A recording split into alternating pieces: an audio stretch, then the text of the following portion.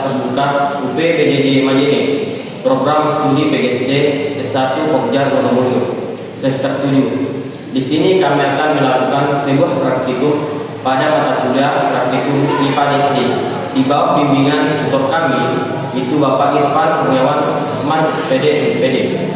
Baiklah, perkenalkan, nama saya Sahrul dengan NIM 859560751. Di sini saya sebagai moderator yang akan menjelaskan mengenai sistem pencernaan pada manusia, yaitu mulut. Baiklah, saya atas nama Siti Nora Esi dengan NIM 859530655. Di sini saya akan menjelaskan mengenai sistem pencernaan pada manusia bagian usus besar. Saya atas nama Isma Handayani dengan NIM 859553835 akan menjelaskan sistem pencernaan manusia, yaitu anus. Dan saya atas nama Asmuni DJ NIM 859530609 akan menjelaskan bagian lambung. Dan saya atas nama Nurmila Sari NIM 859530623. Di sini saya akan menjelaskan sistem pencernaan pada manusia bagian usus halus. Perkenalkan, nama saya Iman dengan NIM 859530458. Di sini saya akan menjelaskan sistem pencernaan manusia, yaitu tenggorokan. Di sini saya akan memaparkan proses pencernaan makanan pada manusia, yaitu di dalam rongga mulut. Proses pencernaan dimulai di dalam rongga mulut. Gimana makanan pertama kali masuk ke dalam rongga mulut sebelum masuk ke dalam kerongkongan? Di dalam rongga mulut ini sendiri terdapat dua macam pencernaan, yaitu pencernaan mekanik dan pencernaan kimiawi. Pencernaan mekanik sendiri adalah proses makanan dipotong, dikunyah dan diremas oleh organ-organ yang berada di mulut. Sedangkan pencernaan kimiawi adalah proses penguraian molekul makanan yang besar menjadi molekul makanan yang lebih kecil di dalam rongga mulut. Terdapat beberapa organ, diantaranya gigi, lidah, dan kelenjar ludah. Letak gigi berada di bawah rahang bagian atas dan rahang bagian bawah. Gigi berfungsi memotong makanan menjadi potongan-potongan kecil. Potongan kecil ini lalu dibasahi oleh air liur atau ludah yang dihasilkan oleh kelenjar ludah sendiri. Kelenjar ludah ini terletak di bagian bawah lidah dan dekat rahang bawah air liur atau ludah berperan penting untuk memecahkan makanan, melembabkannya dan membuatnya menjadi lebih mudah ditelan air liur. Juga sebagai memecahkan karbohidrat dengan salah satu enzim pencernaan terpenting bagi manusia, yaitu enzim petialin atau amylase. Itulah tadi mengapa disebutkan bahwa di dalam rongga mulut terjadi pencernaan kimiawi. Sedangkan lidah dan otot-otot yang lainnya ini yang akan mendorong atau membantu makanan masuk ke dalam kerongkongannya. Baiklah, di sini saya akan menjelaskan kerongkongan. Kerongkongan atau biasa disebut dengan esofagus adalah saluran yang menghubungkan rongga mulut dengan lambung. Saluran ini merupakan jalan bagi makanan untuk masuk ke proses pencernaan makanan. Yaitu di dalam lambung ini sendiri terdapat otot-otot yang membentuk atau menghasilkan suatu gerakan yang menyebabkan makanan terdorong ke dalam lambung, yaitu gerakan peristaltik. Baiklah, di sini saya akan menjelaskan di bagian lambung. Nah, lambung terletak di antara esofagus dan usus halus.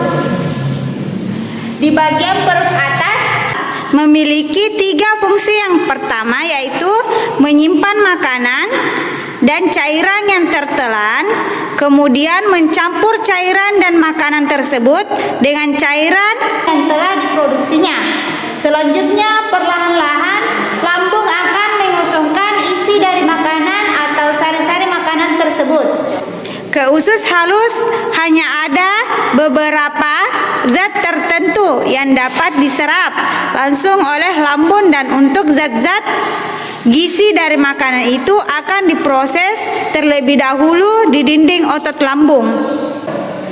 Akan melakukan proses pencernaan dengan cara mencampur dan memotong makanan bersamaan asam dan enzim. Setelah itu, makanan akan diolah menjadi bagian-bagian kecil dengan membentuk setelah padat yang disebut dengan proses pencernaan selesai sedikit demi sedikit akan dilepaskan dari otot berbentuk cincin yang disebut dengan interferolus, terletak pada perbatasan bagian lambung dan bagian pertama usus halus yang disebut duodenum atau usus 12 jari, di mana makanan akan meninggalkan bagian lambung setelah 4 jam dicerna.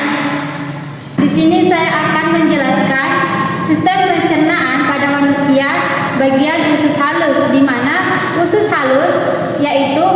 halus adalah saluran kecil selebar 2,5 cm dengan panjang sekitar 10 cm. Usus halus yang terbagi menjadi 3, yaitu yang pertama duodenum atau usus 12 jari, yang kedua jejunum atau usus kosong, yang ketiga ileum yaitu usus penyerapan dinding pada bagian dalam usus halus penuh dengan tonjolan lipatan.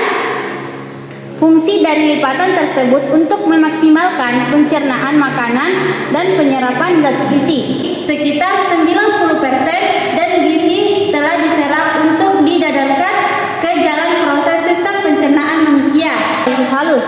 Yang pertama, kelenjar pada dinding usus mengeluarkan enzim memecah pati dan gula usus halus menyerap nutrisi, yang dimana proses pencernaan dinding bagian dalam usus kecil ditutupi oleh tonjolan yang disebut film, dan tonjolan-tonjolan ini meningkatkan luas permukaan usus halus secara besar-besaran sehingga menyerap zat gizi lebih maksimal. Di sini saya akan menjelaskan mengenai sistem pencernaan pada manusia, yaitu bagian usus besar. Usus besar adalah usus yang membentuk huruf U terbalik di sekitar usus halus yang berlipat-lipat. Usus besar dimulai dari sisi kanan bagian bawah, diakhiri di sisi bagian kiri. Panjangnya 5-6 meter. Selanjutnya usus besar dibagi menjadi 3 bagian, yaitu sekum, kolon, dan juga rektum. Sekum adalah katung bagian awal dari usus besar yang berfungsi menyalurkan hasil pencernaan makanan yang sudah diserap dari usus halus menuju usus besar. Sedangkan kolon adalah tempat cairan dan garam diserap dan memajang dari sekum ke rektum utama dari usus besar, yaitu membuang air dan mineral elektrolit dari ampas makanan yang tidak dicerna. Lalu membentuk limbah padat yang dapat dikeluarkan bakteri dalam usus besar, membantu memecah bahan yang tidak tercerna tersebut. Setelah makanan diproses pada usus besar, selanjutnya masuk ke organ akhir pencernaan. Bagian akhir proses pencernaan makanan pada manusia yaitu organ anus. Sebelum ke organ anus, sisa-sisa makanan yang ada pada usus besar akan ditampung oleh organ yang bernama poros. Ini adalah letak anus.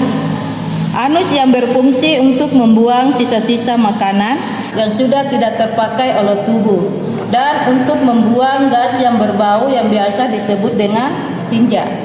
Baiklah, ada kesimpulan yang dapat disimpulkan dari hasil praktikum yang telah dilakukan. Maka kesimpulannya adalah sistem pencernaan manusia merupakan sebuah sistem yang penting, dapat membantu manusia dalam mencerna makanan dan minuman yang dikonsumsinya menjadi zat yang lebih mudah dicerna oleh tubuh dan diambil berbagai kandungan yang penting di dalamnya yang bermanfaat untuk organ dan bagian tubuh secara keseluruhan.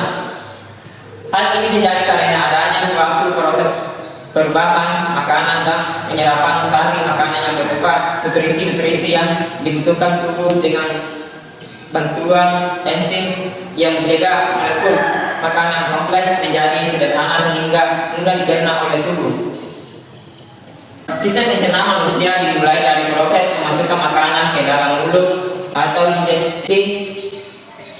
Proses mengubah makanan menjadi kecil dan lembut atau dikunyah oleh gigi atau pencernaan mekanik proses mengubah molekul makanan kompleks menjadi sederhana oleh enzim, asam, gilik, dan air, atau pencernaan kimiawi, penyerapan nutrisi dan pembuangan kotoran, atau disebut proses penyingkiran. Sekian, assalamualaikum warahmatullahi wabarakatuh.